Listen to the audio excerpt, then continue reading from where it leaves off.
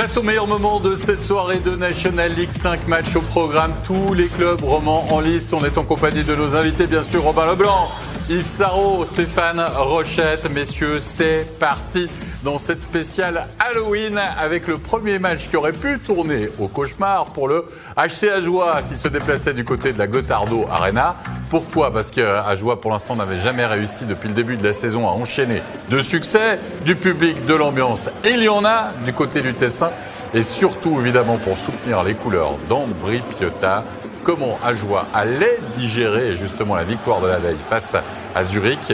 Et bien, durant les 20 premières minutes de jeu, les hommes de Gary Sheehan ont véritablement subi un seul but marqué par le capitaine Fora. Et à ce moment-là, Romain Leblanc, on a craint un peu le pire quand même pour Ajoie. Oui, Ajoie a eu un très mauvais départ et ont donné beaucoup de chances de marquer. Ils ont été chanceux de s'en tirer avec un petit score après la première période. Puis sur ce but-là, le gardien ne pouvait rien faire. Ambry avait 2 bons screens devant le but, puis c'était un très bon lancer de la part de Fora. Mais du côté d'Ajoie, Yves, il y a un joueur qui trouve facilement, véritablement, le chemin des filets. C'est un certain Fortier qui va marquer 2 fois ce soir. Oui, il arrive à produire assez régulièrement quand même.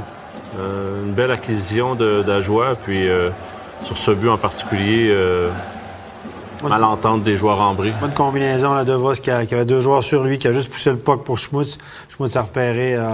Il avait donné une grosse chance de marquer. Juste avant, il y a eu une attaque à 3 contre 2. Il y a un joueur qui s'est retrouvé tout seul devant la cage. Ils n'ont pas marqué. Et de l'autre côté, 60 mètres plus loin, c'est le but. Oui, mais cette deuxième période n'est pas terminée et Ambry va reprendre l'avantage grâce à Bianchi.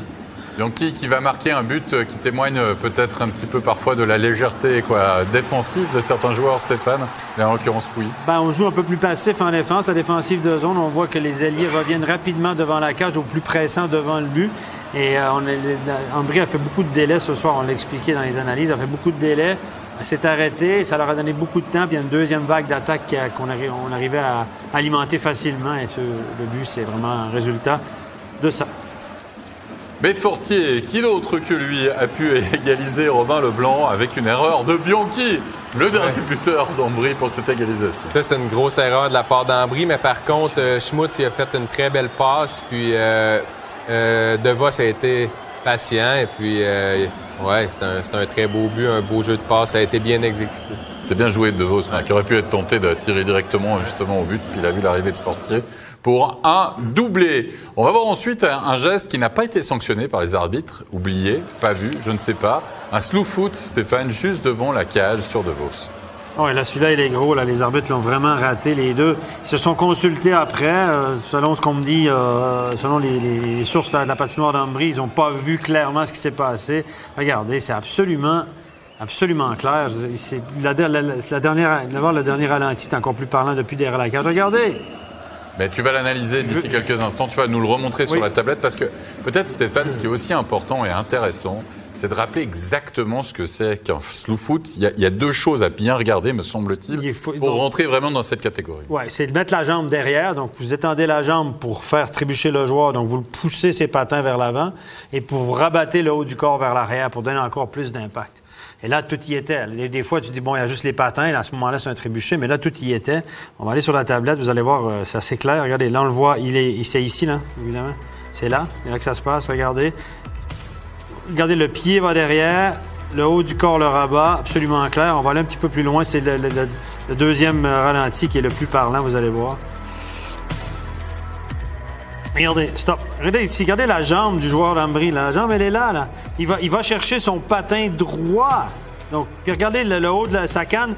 Tac, il rabat le haut du corps vers l'arrière. Donc, regardez son patin. Tac.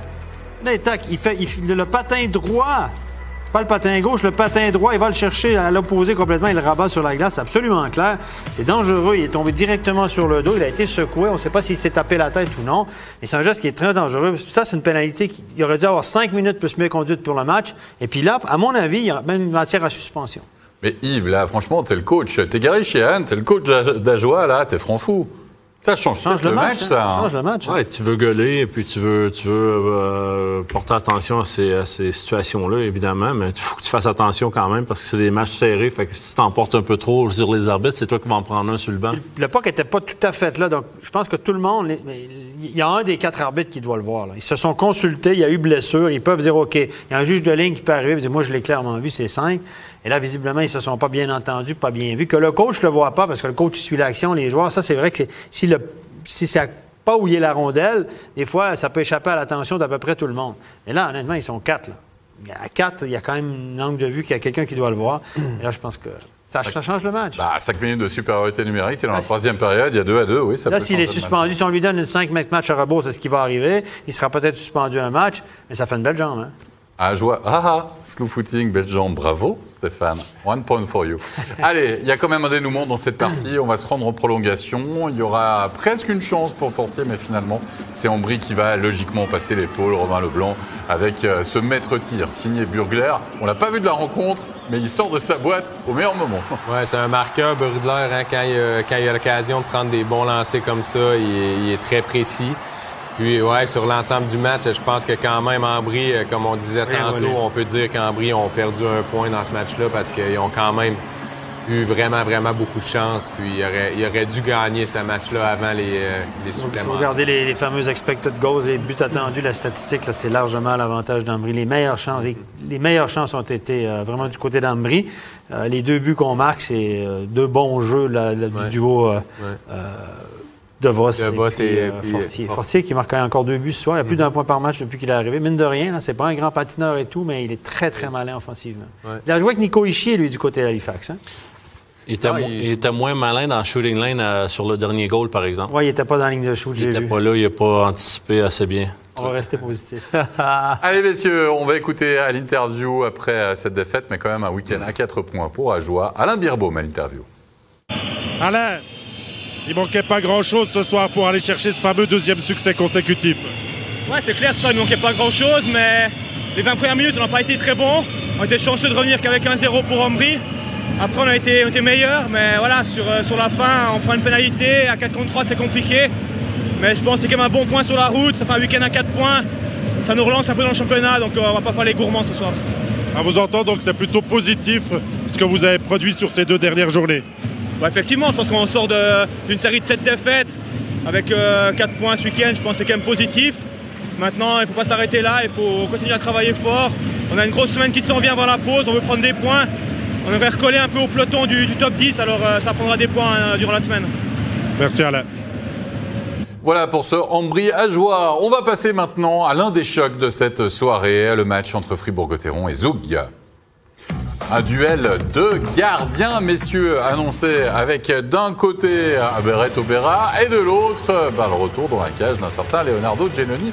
Pas de blanchissage pour Giannoni depuis le début de la saison, alors que Reto Berra, lui, en a signé déjà 3. Si vous étiez avec nous en début de soirée, on a dit que ces 2 portiers devaient très certainement se retrouver aux Jeux Olympiques au mois de février prochain. Ça a été une soirée avec plein de buts. Pourtant, une seule réussite lors du premier tiers, Julien Sprunger. Quand on lui donne le temps, Yves Sarrault, comme ça, avec un tel temps là dans le slot, tu peux armer. En général, avec Julien, c'est goal. Ah, exactement. Puis tu as un Diaz qui se parque en avant du but, il se fait gros. Il comprend la game. Est très, très bien exécuté. Giannoni n'a aucune chance sur ce but. 1-0 après 20 minutes de jeu et ça va s'ouvrir encore plus au niveau du jeu et au niveau des buts lors de la deuxième période avec Fribourg qui va doubler la mise. Raphaël Diaz face à ses anciens coéquipiers. On l'a vu devant la cage, là on va le retrouver à la ligne bleue. Robin Leblanc et c'est surtout la petite déviation de Robin qui permet Rodin. Robin. Non, Fribourg, ils ont un bon power play puis c'est un peu ce qui leur manquait des fois l'année dernière du trafic comme ça devant le but. Puis franchement cette saison ils le font très bien, ils réussissent à marquer des buts comme ça avec du trafic devant le gardien. Puis ça leur apporte vraiment plus. C'est mieux quand ils font ça. À 5 contre 4 également, Zoug va réduire la marque par Lino Marchini. Ça va mieux pour Lino Marchini. Une fois, 2 fois. Et là, Reto Berra, Stéphane. Il a fait le premier arrêt en même temps. Il fait le premier arrêt. On dit souvent que le premier arrêt, c'est le gardien. Le rebond, c'est les défenseurs. Mais bon, Narcini bien placé, dans un angle parfait. Hein, puis le puck arrive directement 2 fois même sur lui. Donc, voilà. Bon, Dufner fait un peu un triple axel devant la cage. Il y a un petit peu de chance quand même, un rebond un petit peu chanceux sur la deuxième occasion en tout cas. Mais Fribourg va reprendre l'avantage une nouvelle fois par un certain Raphaël Diaz. Regardez Dufner, on le voit. Et Diaz à la ligne bleue. Ce puck va lui revenir. Et il va aligner un Leonardo Giannoni une nouvelle fois masqué. Le trafic, Fribourg ont fait un excellent job ce soir. 3 buts jusqu'à maintenant de Fribourg. Puis Giannoni, aucune chance. C'est vraiment compliqué pour lui de voir le tir partir. C'est le but. Ah, c'est 3-1, surtout pour Fribourg-Gotteron après 40 minutes de jeu. On se dit que Fribourg maîtrise la rencontre, mais ça va devenir complètement fou justement en troisième période. Avec Zug qui va revenir tout d'abord par Lander, 47e minute de jeu. On va voir cette réduction du score là aussi devant la cage une nouvelle fois avec un Reto Berra battu. Pas très content du reste, un Reto Berra. Oui. Petit geste d'humeur qu'on n'avait pas l'habitude de voir, Stéphane? Oui. L'année passée, on a vu ça quand il était fatigué en janvier. Le février, là maintenant, il râle sur je sais pas qui. Quelqu'un l'a gêné. Ouais. C'est son joueur. C'est son propre joueur. Qui a pris la jambière. Ouais. Et l'égalisation, le 3, partout signé une nouvelle fois. Lino Marcini, on est à 5 contre 5. Et ça, c'est un tir qui a été dévié. C'est Stadler, là, on le voit, de la buvette, comme on dit. Ça, c'est difficile des déviations comme ça qui sont déviées plus haut comme ça dans l'entelas. C'est dur de lire la trajectoire pour un gardien. C'est une très belle déviation.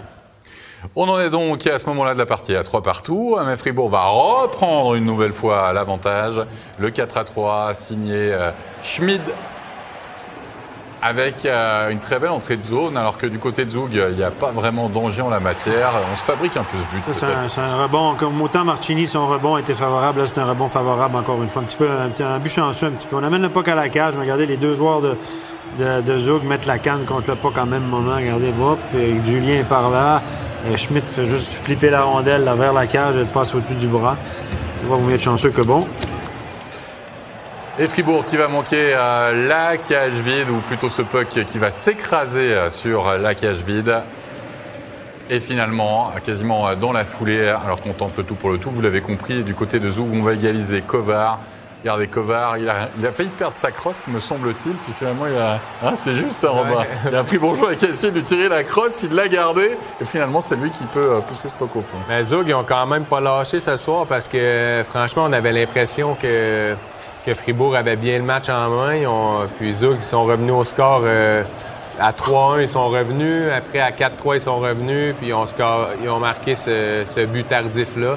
Donc, c'est un peu amer pour Fribourg ce soir, cette défaite-là. Je suis même pas sûr que Kovar est le dernier joueur de Zug à l'avoir touché, mais je suis pas sûr que c'est lui qui pousse véritablement ce puck au fond. C'est pas... Je pense qu'il l'a pris dans le ventre, puis elle a tombé sur Berra, puis finalement... Ouais, je pense qu'il l'a... Mais ça, c'est... Il y a beaucoup de buts ce soir avec des démêlés devant la cage. Un positionnement comme ça, en 45 degrés du gardien, le pas du temps, le gardien, il apprend dans... Puis lui, si tu veux t'installer là, c'est les infos qu'on donne aux joueurs. Oui, mais à l'époque, en diagonale, comme ça, il y a une déviation, on peut toucher un joueur.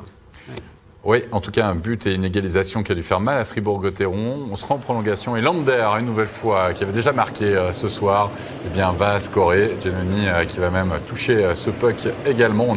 On est bien sûr en prolongation, on est à 3 contre 3 et on se trouve à 3 contre 1 là. Et Lander, une fois, enfin c'était plus... Et voilà, Lander qui va conclure. C'était Marcini, je crois, qui était sur la glace, qui avait tiré. Il y a eu un mauvais changement au banc. Là, la première contre-attaque à 3 contre 1. Grosse chance de marquer. On était en retard sur le changement. Et puis la passe en diagonale a levé.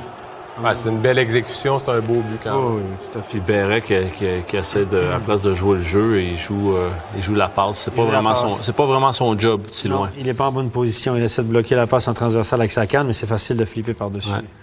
Oui, puis c'était quand même un beau lancer. Il l'a mis en haut du filet. C'était presque impossible de l'arrêter, celle-là. Allez, on va écouter une réaction à l'issue de cette défaite de Fribourg-Gotteron. On va écouter Dave Souter à l'interview. Dave Souter, ce match, on a vraiment l'impression que vous ne deviez jamais le perdre. Ouais, c'est clair, c'est une grande frustration pour nous de gagner 3-1 et puis de perdre comme ça. Mais malheureusement, c'est le hockey, hein, c'est un jeu rapide et puis on l'a vu ce soir. Qu'est-ce qui s'est passé dans le troisième tiers-temps? Vous l'entamez, on a le sentiment que vous aviez tout en main, vous aviez vraiment le match en main, vous avez été mis sous pression, vous avez peut-être aussi changé votre façon de jouer? Ouais, c'est clair qu'on a vu qu'ils se sont créés beaucoup plus d'occasions que les 2 premières périodes. Donc ils ont commencé à nous acculer en défense, acculer, tirer. Et pour eux, je pense que cette pression, ça a payé pour eux. Entraîneur qui prend un temps mort, on se dit ça change le match, ça l'a un peu changé quand même, mais finalement ça n'a pas suffi sur la fin, vous avez fini par craquer. Ouais, malheureusement on a craqué et après les prolongations c'est toujours un peu une loterie et puis ce soir ça a été le 2e point pour eux. Merci bien. Voilà pour cette réaction de Dave Souter. Et puis Stéphane, petit mot sur les 2 portiers, puisqu'on a vendu ça comme un duel de gardiens. Ce soir, ils n'étaient pas à la fête. C'est 84% pour Berra et 86% pour Giannoni. Il faut dire qu'ils ont été masqués toute la soirée. Il y a eu des rebonds. Ça n'a pas été des clean shots. Il n'y a aucun gardien qui a été battu sur un shoot clean. Donc, ils ont fait les premiers arrêts, mais les joueurs ont fait des bons jobs devant eux quand même. Monsieur à la défense, Stéphane Rochette, avocat des gardiens, bravo, c'était magnifique. Messieurs, on va passer à Genève Servette maintenant, qui faisait le long déplacement du côté de Lugano, qui était parti du reste la veille. Ça ne leur avait pas vraiment réussi du côté de Davos, mais cette fois, ça a plutôt mieux marché. Marc-Antoine Pouliot aligné à l'aile en ce début de match, et puis évidemment un certain Piccolo Fazzini, dont on attendait un peu le réveil du côté de Lugano. Mais Lugano restera complètement endormi lors du premier tiers, puisque Genève Servette m'a marqué 2 fois et très rapidement. Phil Poula, Stéphane, pour l'ouverture du score. Ouais, la belle passe de Lecoultre. Regardez, on monte le puck au défenseur, passe défenseur sans contrôle. Les 2 défenseurs n'ont pas dribblé la rondelle. Ça s'est fait dans l'enchaînement. L'exécution était super. Regardez le coup d'œil de Simon Lecoultre pour Phil Poula. Il y a absolument une cage abandonnée devant lui. Et Irving, il a voulu faire quoi avec sa crosse là? Probablement arrêter la rondelle. Vermine à la 9e minute de jeu, Robin, pour le 2-0. Quand les joueurs suisses, entre guillemets, se réveillent, parce qu'il faut se rappeler que Winnick, lui, est annoncé blessé. Ouais. Il y a la dernière rencontre. C'est sûr que Genève, ils ont besoin de leurs joueurs suisses qui sont supposés performer. Vermine, c'est un de ceux-là. Donc, lui, il faut qu'il se mette à marquer aussi pour aider Genève. Mais ça, j'ai trouvé que c'était un mauvais rebond de la part du gardien de Lugano qui remet le rebond directement devant lui. C'était pas un bon but, je pense, du gardien. C'était son 3e départ, Irving, consécutif, et ça va faire le bilan de 2 défaites pour lui, puisqu'on va voir que ça ne s'est pas amélioré pour Lugano en 2e période. Au contraire, c'est Ria qui va aller dévier ce puck devant la cage et qui va permettre à son équipe de marquer le 3e. Une nouvelle fois, un assist, Yves, de Lecoultre. Et surtout, c'est puck au but. Il est dévié, ce tir.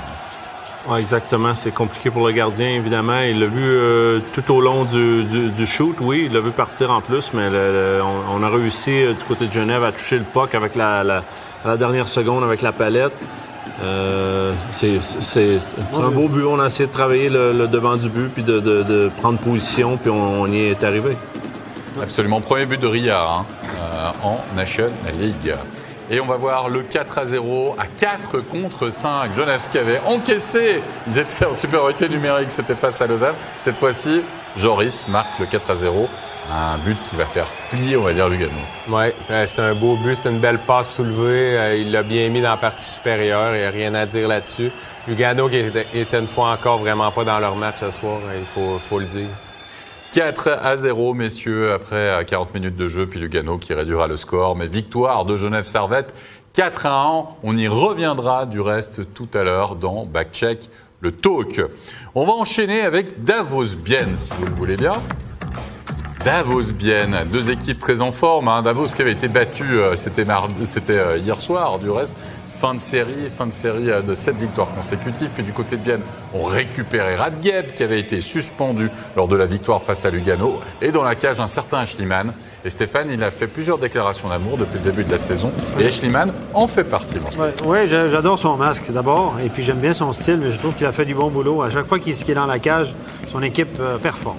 À tout le contraire de Van Pottelberg qui va connaître une soirée cauchemardesque. Encaissé le 4-0, vous le voyez, 25e minute de jeu. Et un Van Pottelberg qui va même laisser sa place à Elien Pope. Van Pottelberg, on va le voir sur ce ralenti, Yves, qui se fait complètement déborder, complètement abusé. Je sais pas, il essaie de quoi? Il challenge un puck de l'autre côté? Je pense qu'il y a eu une déviation plus haut dans le slot, puis finalement, il s'est complètement compromis d'un côté, il était même plus dans les buts à la fin. Fait que, évidemment, en tant que gardien, tu essaies de jouer le pourcentage.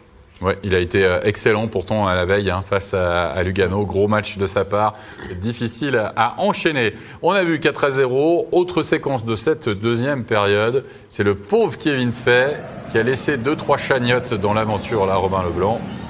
Ouais, je pense que moi personnellement, je pense pas que c'est une punition. C'est simplement que le joueur de Davos est beaucoup plus grand que Fay. Il a vraiment pas été chanceux. Il s'est ramassé la tête en première dans la baie vitrée, mais moi, perso, je pense pas que c'était une punition. Je sais pas ce que vous en pensez. Je trouve même que c'est un bon jeu du joueur de Davos, qu'il a coupé la route et puis qu'il va le séparer de la rondelle. Ouais. Après ça, voilà, c'est vrai que le fait que, regardez... Ouais, il s'est appuyé, il a fait exactement ce qu'on demande de faire. Il n'a pas été au gros contact initial, c'est juste appuyé, il a fini sa mise en échec et puis... C'est un bon jeu. Ah oui, exactement. Et on voit que le gant de Kevin Fay, en fait, est pris du mauvais côté. Il n'arrive pas à se le mettre sur le côté pour après s'appuyer. Puis du coup, c'est le visage qui vient frapper le plexi. Il a joué de malchance, simplement. Il va s'en rappeler de sa soirée d'Halloween. Après, sourire à la maison, ça va être un petit peu compliqué et douloureux. Avec les dégâts, je pense que tu vas rentrer à la maison, on va faire peur aux enfants. Ouais, et la rentrée est longue. Et surtout, attendez, parce qu'ils sont pas repartis avec 4 buts dans la musette, mais avec le double, puisque le score final sera de 8-0. Ils vont même encaisser, alors qu'ils sont en supériorité numérique, les Biennois, avec Ambul à 4 contre 5. Quel but! mais Radgreb, il n'a pas donné une grosse opposition et il n'a pas réussi à y toucher du tout. Mais il s'est dit à 6-0, il va quand même pas oser. Ouais. Il l'a fait. Ouais. C'est un très beau but. Il avance encore. Juste une question, Ambul, c'est Benjamin Button un peu dans le style, ou bien plus il va vieillir, plus il va marquer des buts de jeunes garçons, ou bien... Et 8-0, vous entendez le délire évidemment du côté... de Davos avec Nussbaumer qui va marquer. Nussbaumer, un ancien Biennois, qui marque le 8e. Les gardiens ce soir, JVP, c'est 71%, Pope 76%. Donc, une soirée oubliée pour l'équipe et les gardiens. Mais bon, des fois, comme coach, tu dis, tant que ça aille mal, autant que ça aille mal tout le même soir. Ouais. On oublie ça parce que bien va bien. Là, le coach il va dire OK, on oublie ça, les gars, on passe à autre chose, on n'en parle plus. Lundi matin, c'est un nouveau entraînement, puis on repart pour une grosse semaine. Exactement. Pas le choix. Ouais, c'est la plus lourde défaite, évidemment, de Bienne depuis le début de la saison. À l'interview, on va écouter Gillian Colère. Gillian Colère, c'est une claque que vous prenez ce soir à Davos. Oui, c'est clair, c'est un gros score. Après, je ne pense pas que c'est la face du match. On a eu beaucoup d'occasions qu'on aurait dû mettre au fond et si on les met au début de match, ça crée un tout autre match. Mais malheureusement, on ne les a pas mises et ensuite les buts du côté de Davos sont tombés un après les autres et c'est pas facile, c'est clair. C'est votre jeu en infériorité numérique qui vous a lâché ce soir parce que Davos, sur leurs 2 premiers pipis, ça fait 2-0. Oui, exactement. Je pense que c'est un match où, au début de match, ça joue sous les situations spéciales. Ils ont eu 2 powerplays, 2 buts, comme tu as dit. On savait que c'était un des meilleurs ou le meilleur de la ligue. Et on s'est préparé, mais on n'a peut-être pas bien exécuté sur le jeu. Merci beaucoup, Gillian. Dernier match à passer sous la loupe, messieurs, c'est la rencontre entre Lausanne et Rapperswil. Et méfiance pour les Lions lausannois parce que cette équipe de Rapperswil, elle est particulièrement séduisante depuis le début de la saison. Le retour de Guernat, aligné donc ce soir en tant qu'un des étrangers du côté du Lausanne Hockey Club, et Melvin Nifeller, 92. Vous le voyez, de pourcentage d'arrêt depuis le début de la saison, ce qui explique aussi cette très bonne saison de Rapperswil. Qui va ouvrir le score? Lammer, après 32 secondes de jeu, Robin Leblanc, c'est déjà 1-0 pour Rapperswil. C'est pas le départ idéal, c'est sûr, de donner comme ça un breakaway après 30 secondes. Il n'y a pas grand-chose non plus que Stéphane pouvait faire. C'est un beau lancer côté du bloqueur comme ça, c'est difficile pour un gardien. Mais ça doit être le 2e chiffre du match, quoi, finalement, pour Lausanne. Un changement de bloc était déjà mené à 1-0 à domicile, évidemment, c'est compliqué. On va voir maintenant une charge de Neukom sur Elner. Regardez, ça se passe en bas de l'écran, là. On va mieux le voir sur le ralenti. Puis ensuite, Arnold qui vient défendre son coéquipier, dira-t-on, et Bajard. Mais le ralenti, on aimerait bien avoir votre avis, messieurs, là-dessus. Ben là, ça nous a coupé, on en a loupé le... Regarde. Au pire, un boarding. Mais écoutez, Eldner, il protège sa rondelle. Eldner, il sait exactement ce qui va y arriver, là. Il est à 50 cm de la bande, il sait qu'il y a un joueur, il protège. Donc, c'est pas une charge dans le dos, parce qu'il sait que le train arrive, puis il reste face à la bande. Est-ce que le gars, il allait trop fort ou non? Peut-être une charge à la bande, un boarding. Il peut peut-être le contenir au lieu de lui donner une bonne poussée, mais pas... Moi, je pense qu'en Amérique, cette année, c'est pas... En Amérique, il n'y a rien du tout. Il laisse glisser, c'est le nouveau règlement. Tu es responsable, tu sais qu'il s'en vient, tu te tournes, tu fais face à la baie vitrée, tu te mets de côté, tu sais qu'il s'en vient. Tu peux protéger ton puck pareil, te protéger toi-même, t'accoter sur la bande. Puis là, ben, il se met dans une position vulnérable quand il sait que le gars s'en vient chez lui. On a donné quoi, 2 minutes ou 5? Non, on a donné 5 minutes là-dessus parce que... 5 pour boarding, donc 5 minutes tout seul, sans méconduite pour le match. C'est ça. C'est la nouvelle règle cette année. Moi, je peux vivre avec, je trouve assez sévère quand même, là. Mais... En tout cas, 2 boarding, oui, 2 boarding, 5, peut-être. Écoutez, après ça, c'est de l'appréciation. Mais ce que j'aime pas, c'est qu'Eldner, c'est très bien. Il va là, il sait très bien, puis c'est ça qu'il veut faire. Après, l'autre le pousse dans la partie élevée du corps, donc forcément, il gicle contre la bande. Juste une question là, tu trouves qu'il le pousse ou tu trouves qu'il fait un cross-check? Il le pousse avec la canne, on va dire comme ça. C'est pas un cross-check. Un cross-check, c'est vraiment un tag. C'est une poussée dans le dos avec à 2 mains. Ouais. 2 ou 5, les gars? 2 ou 5? Bon, oui, non? Oui, il savait définitivement qu'il allait se faire frapper, puis il s'est vraiment mis dans une position. Il aurait pu se tourner de côté, il aurait pu se coller contre la bande, ou patiner, ou se coller contre la bande. Il y a beaucoup de choses qu'il aurait pu faire, puis ça aurait... Moi, j'aurais rien donné. T'as rien donné, toi? Messieurs, c'est pas la seule histoire de ce match, parce que la deuxième, elle arrive tout de suite avec le 2-0. Un 2-0 qu'on va finalement aller challenger du côté de Lausanne. On vous explique ce qui se passe. Regardez Albrecht, il est devant la cage, il va lever sa canne assez haut, finalement jouer ce puck en 2 temps, le pousser au fond. Du côté, alors d'abord, le but sur la glace est accordé.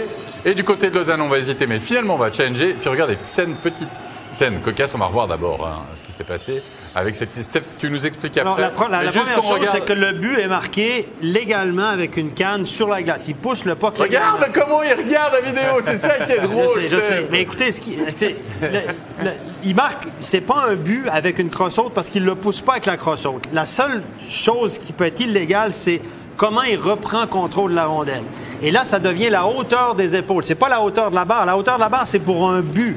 Là, c'est comme il reprend contrôle de la rondelle. C'est comme partout sur la glace. Si tu prends contrôle de la rondelle, avec une canne, tu touches le puck au-dessus des épaules et tu le reprends, c'est un arrêt de jeu. Tu touches le puck au-dessus des épaules, un coéquipier reprend, c'est arrêt de jeu. Si c'est un adversaire, il n'y a pas d'arrêt de jeu. Là, c'est de savoir si, au moment où il touche le puck, est-ce que le puck est au-dessus de ses épaules ou non, parce que c'est une reprise de puck. C'est pas la barre, c'est la hauteur des épaules. Et pour moi, c'est clairement pas au-dessus des épaules. Le joueur est un peu penché, puis il est à peu près à la hauteur de ses épaules. Il est légèrement au-dessus de la barre.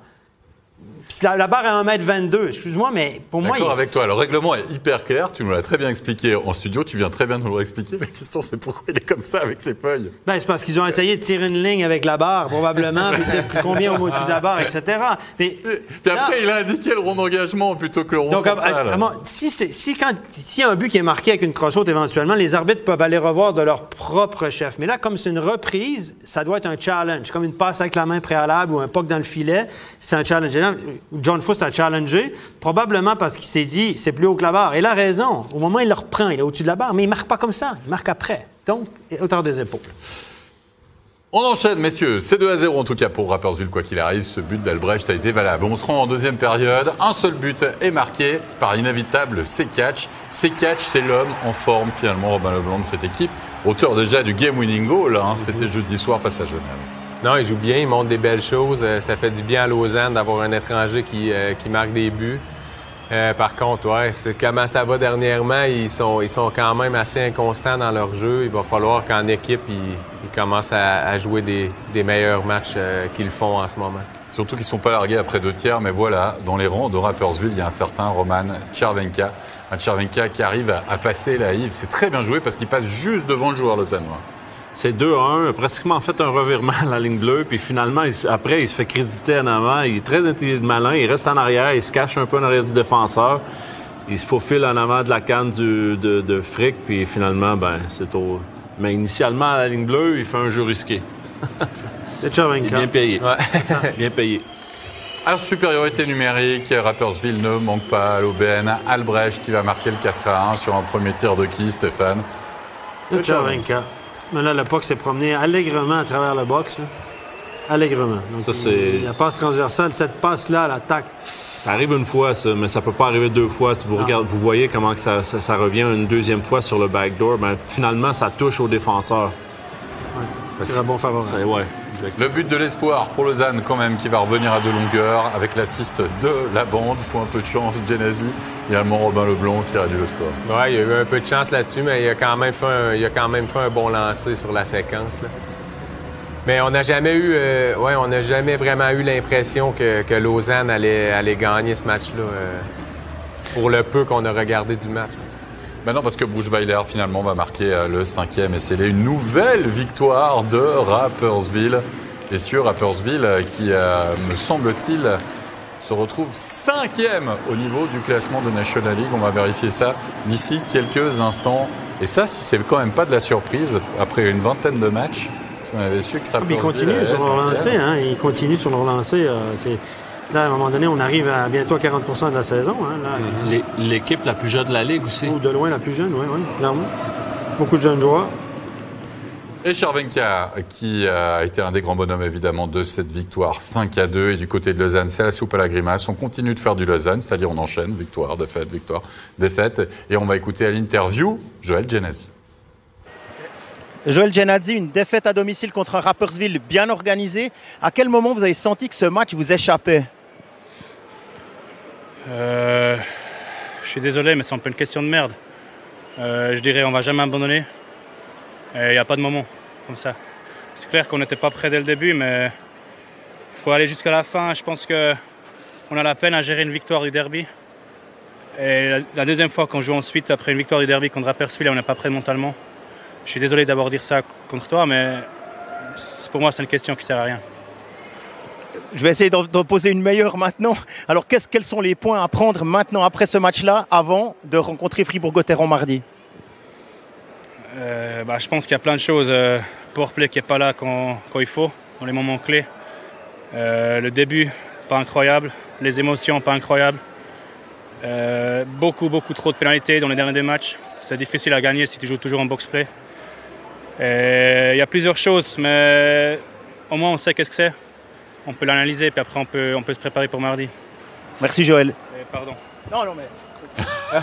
Et encore, hein, Jean-Philippe, tu n'as jamais fait Yves Sarrault après une défaite à l'interview. Hein, on est d'accord? J'ai toujours été assez poli. Je me suis jamais vraiment laissé aller de ce côté-là. Souvent, j'aurais voulu, mais c'est la vie. Je dois être professionnel, apparemment. Ouais. Et puis on posait les questions beaucoup plus loin aussi, c'était beaucoup plus pratique. Allez messieurs, on va récapituler les résultats de cette soirée de National League. Tous les clubs romans en lice qui ont connu évidemment des fortunes diverses. La défaite d'Ajoie 3-2 face à Ambri-Piotta après prolongation. Le carton de la soirée pour Davos face à Bienne 8-0. Zouk qui s'impose là aussi après prolongation du côté de Fribourg 5-4. Victoire 5-2 de Rapperswil, on vient de le voir face à Lausanne. Et Genève Servette qui renoue avec le succès 4-1 face à Lugano. Au niveau du classement, ça nous intéresse. Fribourg-Gotteron et Bienne à égalité. Fribourg repasse devant parce qu'ils ont un match de moins.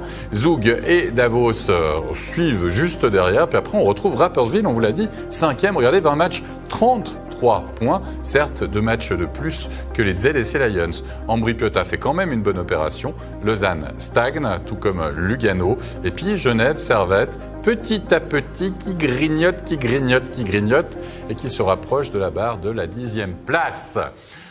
La soirée n'est pas encore terminée, messieurs. Le temps de boire un petit drink, comme on dit, d'installer le salon de MySports. On va se retrouver pour le talk. 2 grosses thématiques. On va revenir sur la signature récente de Valzer et parler des fins de contrat du côté de Fribourg-Gotteron. Et puis, on se penchera sur le cas de Genève-Servette. Peut-être que finalement, l'aventure repart du côté genevois. C'est les 2 thématiques. À tout de suite.